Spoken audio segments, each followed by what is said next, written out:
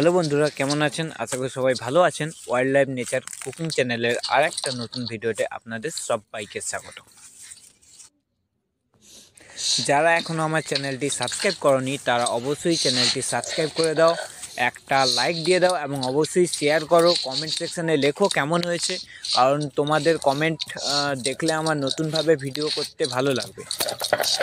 তো বন্ধুরা, আজকে আমাদের বাড়িতে সিসমি কারি হয়েছিল। সিসমি কারি বলতে যারা গ্রামে থাকেন তারা অবশ্যই বুঝতে পারবেন, যেটা কালো তিল বলা হয় মাঠের, ঠিক আছে? ওই মাঠের কালো তিল দিয়ে মাছের মাথা দিয়ে বেশ সুন্দর একটা ইউনিক রেসিপি হয়েছিল, যেটা আমার মা তৈরি করেছিল। তো অবশ্যই আপনারা শেষ অবধি দেখুন, ভিডিওটি শেষ অবধি না দেখলে আপনারা বুঝতে পারবেন না, তাই দেখতে থাকুন। এই রেসিপিটি করার জন্য প্রথমে আপনাদের 50 গ্রাম মতো তিল লাগবে।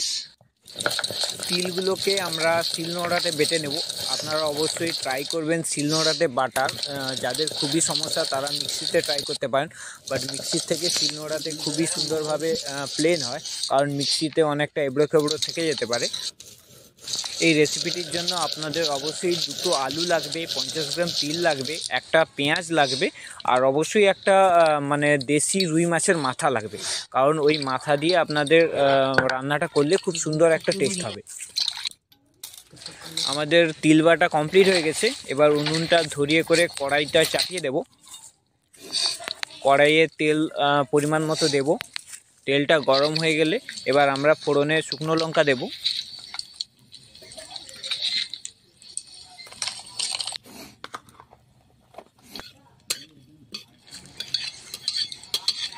এবার কড়াইতে কুচিয়ে রাখা পেঁয়াজগুলো দিয়ে দেবো।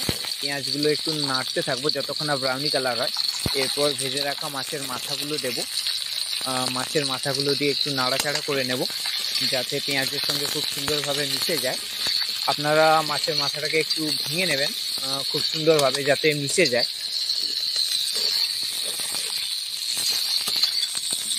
তো বন্ধুরা, আপনারা অবশ্যই বাড়িতে এই রেসিপিটি ট্রাই করবেন। একবার ট্রাই করে আমাকে অবশ্যই কমেন্ট সেকশনে জানাবেন কেমন হয়েছে।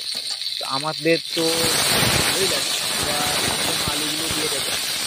আলুগুলো দিয়ে সামান্য পরিমাণ জল দিয়ে ওটা নাড়তে থাকবে।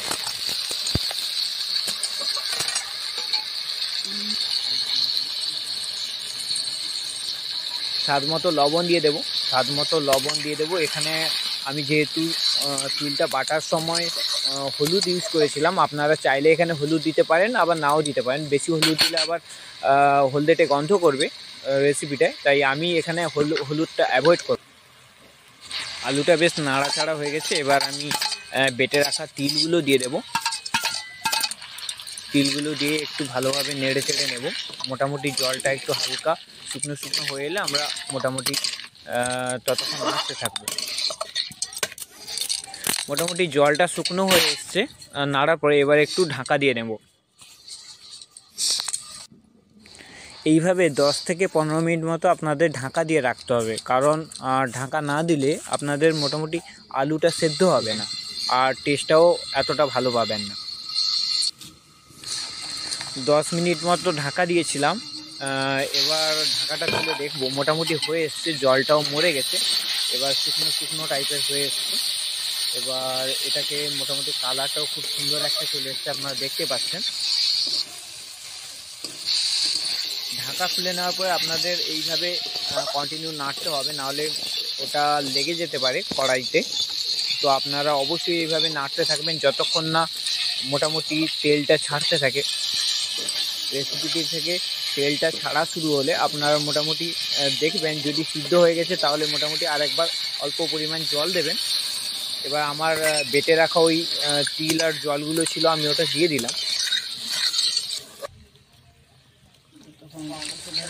আর একটু পরিমাণ মতো জল দিলাম, কারণ আলুটা এখনও সেদ্ধ হয়নি।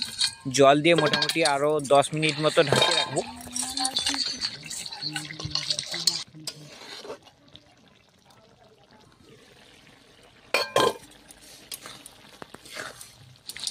দশ মিনিট হয়ে গেছে। এবার মোটামুটি আমি ঢাকাটা খুলে দেখলাম যে জলটা মোটামুটি মরে এসছে। আর একটু সময় লাগবে আপনাদের, তো আপনারা দেখুন। আর মোটামুটি আর বেশি সময় না, 5 মিনিট মতো লাগবে। আমার তরকারিটা পুরোপুরি রেডি হয়ে গেছে। আপনারা দেখতে পাচ্ছেন বেশ সুন্দর একটা কালার চলে এসছে। আমি একটু ট্রাই করছি নিয়ে করে কেমন টেস্ট হয়েছে। তো এটা মাছের মাথাটা আর কিছু সামান্য পরিমাণ তরকারি নিয়েছি আমি।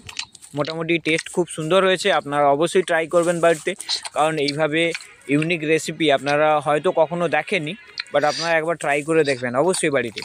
বন্ধুরা যারা এখনও সাবস্ক্রাইব করেনি অবশ্যই সাবস্ক্রাইব করে দাও। দেখা হচ্ছে নতুন ভিডিওতে, আজকের মতো টাটা।